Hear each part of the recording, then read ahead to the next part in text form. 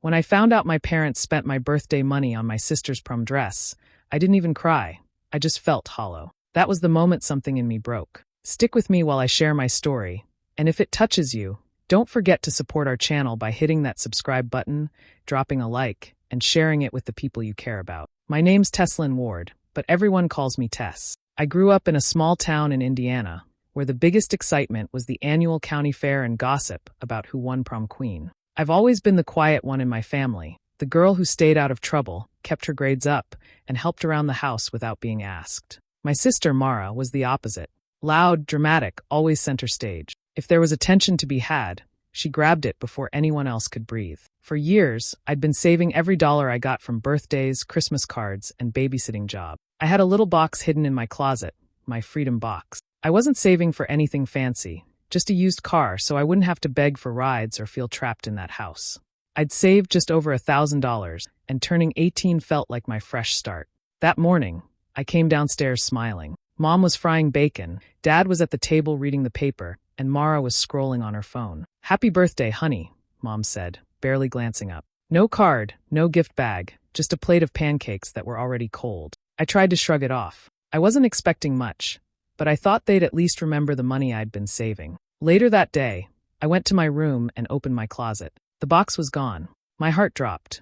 I tore through drawers, clothes, shelves, nothing. I ran downstairs and asked Mom if she'd moved it. She hesitated, which was my first clue. "Tess," she said softly, "your sister needed a dress for prom. We used your savings for it. We'll make it up to you." I stood there frozen. "You spent my birthday money?" "My savings." Dad didn't even look up. "Mara deserved it, Tess. It's her senior year. You'll have other birthdays." Other birthdays. That was all they said. I remember Mara standing by the counter, twirling a lock of her hair with a smug smile. "You didn't need that old money anyway," she said. "I'll look great in the pictures." I wanted to scream, but nothing came out. It wasn't just about the money, it was about everything. Every time I'd been pushed aside, every time my needs came second to her. I went back upstairs, sat on my bed, and stared at the empty space in my closet. That was the moment something inside me hardened. I realized they'd never see me as equal, never value what I cared about. So, I decided right then that I'd stop trying to be the good daughter they ignored. I wouldn't yell or cry. I'd get my revenge the quiet way, by building a life they couldn't take from me. And that's where everything started to change. The attic creaked every time I turned over in bed. The ceiling sloped so low that I had to crouch to move around, and the only light came from a small window that whistled in the wind. My mattress sagged in the middle, and the fan at the foot of the bed rattled like it was one breath away from dying. Downstairs, I could always hear Mara's laughter, loud and perfect, echoing through the house that never felt like mine. She had the biggest room, the one that used to be my grandmother's. It had air conditioning, fairy lights, a full-length mirror, and a white vanity with her name painted across it. Every time she slammed the door, the walls shook like a warning. She mattered more. She got everything first, the new phone, the private dance lessons, the rides to the mall, even brand new shoes while I patched mine with duct tape. Mom said I didn't need nice things. "You're simple, Tess," she'd tell me. "You don't care about that kind of stuff." I never argued. It didn't seem worth it. But after they took my money, I started to see how deep it went, the pattern that had always been there, buried under fake smiles and family dinners. One evening, we sat down for dinner, the four of us.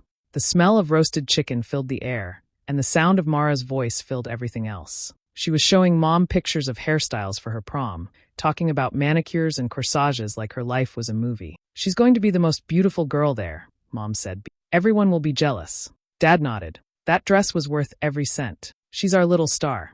I sat there cutting my chicken into tiny pieces I couldn't swallow. No one looked at me. No one mentioned my birthday, or how I hadn't even gotten a cake. I was invisible, sitting right in front of them. Mara laughed and said, "Maybe next year Tess will find something exciting to do too, like staying home." They all chuckled. I forced a smile that felt like glass cracking in my mouth. After dinner, I washed the dishes while they talked in the living room. The sound of their laughter floated up the stairs as I scrubbed the same plate over and over. The water ran hot, but my hands felt cold. I realized I wasn't angry anymore. I was done. That night, when everyone went to bed, I climbed back into the attic and opened my notebook. On the first page, I wrote one sentence: "I'm leaving." No date, no plan, just that promise. I looked around the tiny space, the boxes, the flickering lamp, the peeling wallpaper. It wasn't home. It was a waiting room for someone else's life. From that night on, I stopped hoping they'd see me. I stopped trying to fit into their picture. I started planning my own, quietly, carefully, piece by piece. because if I stayed, I'd disappear completely. And I wasn't going to let that happen. The smell of oil and metal became my escape. After school, I started working at Rutherford's Garage, a small place off the highway where old cars came to be fixed or forgotten. The owner, Mr. Levon, was a quiet man with grease-stained hands and kind eyes. He didn't ask many questions, just showed me how to use a wrench, how to change brake pads, how to listen to an engine's heartbeat. At first, I told my parents it was a part-time school project. They didn't care enough to ask what kind. Mom only said, "Don't stay out too late, Tess. Mara needs help with her prom stuff." I nodded, pretending to agree. In reality, every shift I worked was another step toward freedom. Mr. Levon taught me more than just cars. He showed me how to keep a budget, how to save in cash, how to track every dollar so no one could steal it. I started hiding my money again, not in a box this time, but in the glove compartment of an old, rusted sedan waiting for parts. It was my secret vault. Each day after class, I'd change into coveralls and tie my hair up, the smell of gasoline clinging to my sleeves. I liked the sound of tools clattering on concrete. It was honest noise, not like the fake praise that floated around my house. For the first time, I felt like I was building something real, something that couldn't be taken from me. While I was learning how to fix engines, my mother was obsessed with turning Mara into a prom queen. She called me almost every evening to help, picking accessories, steaming the dress, practicing hairstyles. "You should be happy for your sister," she said once. "Her big night only comes once." I looked at her and forced a polite smile. "Of course, Mom. I'll help." Inside, my thoughts were sharper than the scissors in my hand. I brushed Mara's hair, listening to her brag about her date, her dress, her perfect life. Every word was a reminder of what they took from me, but I didn't let it show. I smiled, nodded, pinned the curls in place, all while building something far bigger in silence.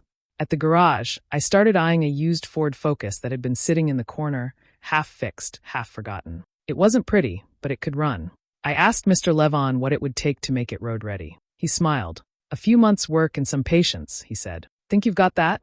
"I've got more than that," I told him. He didn't know that every turn of the wrench, every bolt tightened, was part of a quiet plan. My way out, my way even. My family thought I was still that quiet girl in the attic, the one who stayed small to keep peace. They had no idea I was learning how to rebuild not just a car, but my entire life. And when Mara's big night finally came, I'd be ready, not to watch, but to make sure none of them ever forgot me again. The house smelled like hairspray and perfume. Every surface was covered with glittering pins, makeup brushes, and half-open boxes. It was the night before Mara's prom, and the whole place buzzed around her like she was royalty. Mom hovered near her with a camera, Dad kept running errands, and I stood by the ironing board with the dress that cost me everything. The fabric shimmered under the light, smooth and perfect. Each stroke of the iron felt like a reminder of what they'd taken. My hands trembled, but I kept my face calm. Mara sat nearby, scrolling through her phone, humming a song that got stuck in my head no matter how much I wanted to block it out. "You missed a wrinkle," she said without looking up. "Be careful. This dress costs more than anything you own." I pressed the iron harder, steam rising between us. "Yeah," I said softly. "I know." She laughed, tossing her hair. "You should come take pictures of me tomorrow. Maybe you'll get ideas for when you finally have something worth dressing up for." Her tone was sugar-coated with cruelty. I lifted the dress and hung it on the door. "You'll look amazing," I said, pretending to admire it. She grinned, taking it as a compliment. "Obviously, everyone will be talking about me." Her words echoed even after she left the room. I stared at that dress for a long time. The smooth fabric, the tiny beads catching the light. It looked fragile, almost too perfect, like it belonged in a life I was never meant to have. When the house finally quieted down, I slipped into my attic room. The air was heavy and still.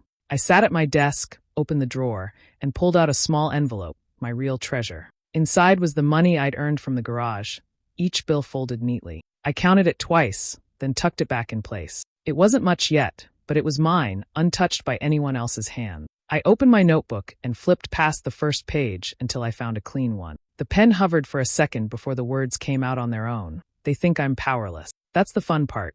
The sentence sat there, sharp and quiet, like a secret promise. I closed the notebook, slid it under my pillow, and listened to the faint music coming from Mara's room below. She was laughing, probably talking to her friends about the big night. I wondered if she'd ever stop to think about how easy her life had been, how easily everyone handed her everything. The attic light flickered once before going out. I sat in the dark, tracing the words in my mind. For the first time in a long while, I didn't feel small or forgotten. I felt focused.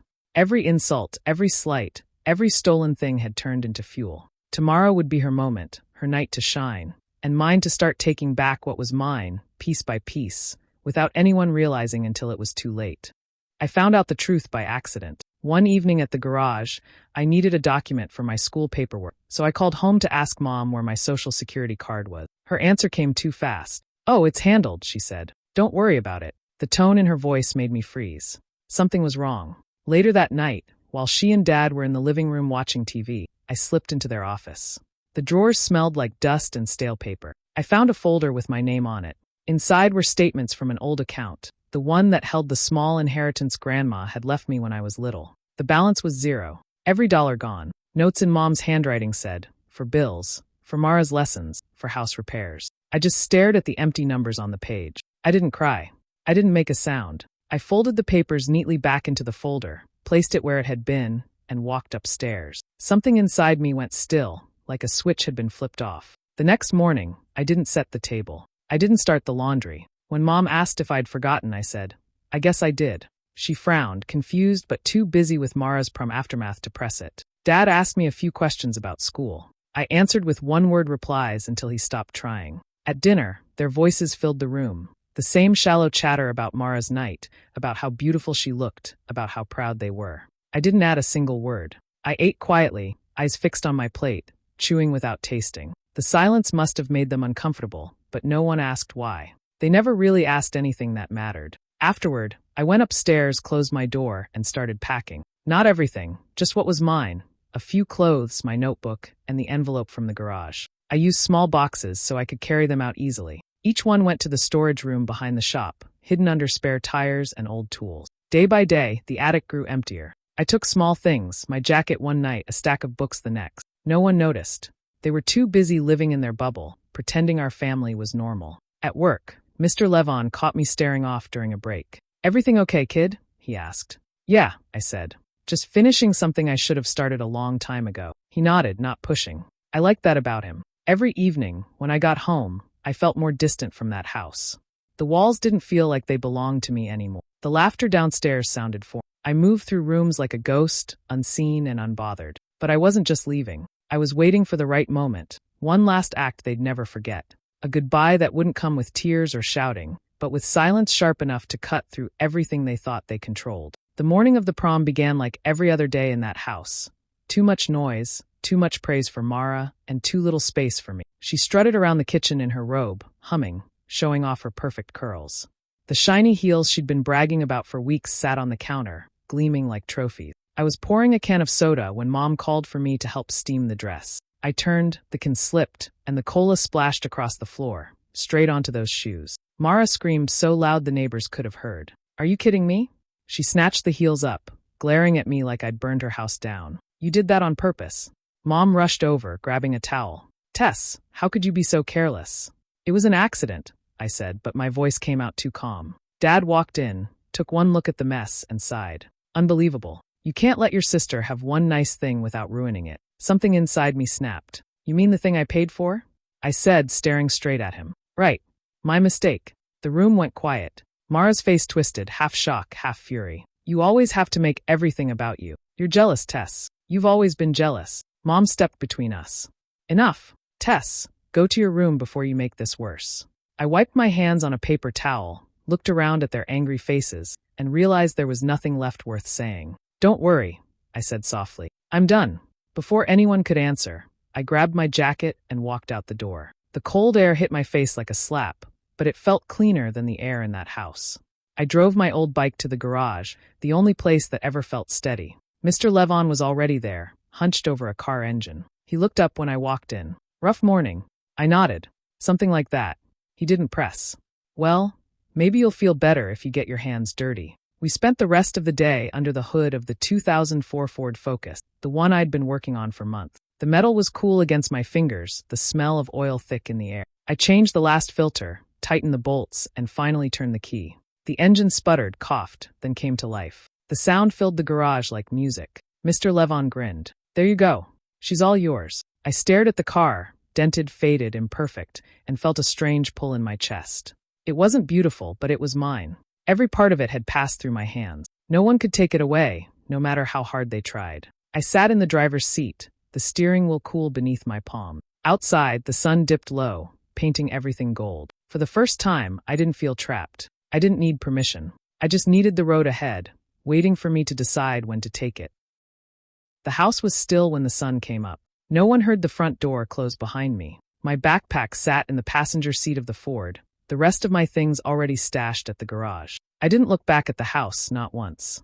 The driveway, the porch light, the curtains fluttering in my old attic window, they all blurred in the rearview mirror as I drove away. By the time my parents woke, I was already miles down the highway. The town signs blurred past, one then another, until the familiar roads disappeared. The morning air felt sharp and clean, cutting through everything that used to weigh me down. I didn't know exactly where I was going, but I knew I wasn't going back. At home, Mom probably called my name from the bottom of the stairs, expecting me to come running. When I didn't answer, she must have checked my room, found the empty shelves, the bare walls. Dad would have tried to stay calm, saying I'd come to my senses soon. Mara would have smirked at first, assuming it was just another act. Then they would have seen the envelope on the kitchen table. My handwriting across the front, for Mom, Dad, and Mara. Inside, one sheet of paper. No apology. No long explanation. Just a single line written in steady ink. You spent my birthday money on a dress. I spent my silence building freedom. That was it.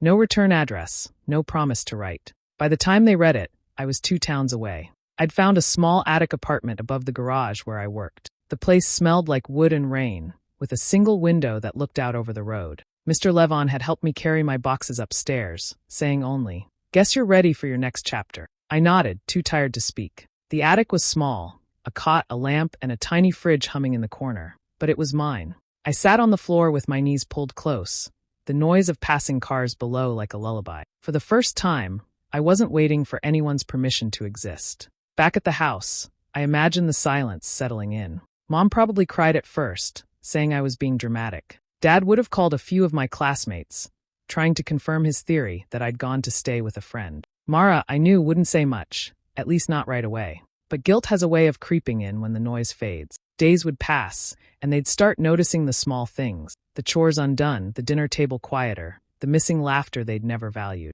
Maybe they'd tell themselves I'd call. Maybe they'd tell their friends I was finding myself. But I wasn't lost. I was finally free. The fallout didn't come all at once. It came slowly, in the emptiness they'd made themselves. And while they sat in that quiet house, wondering where I'd gone, I was already living in the one place they could never reach.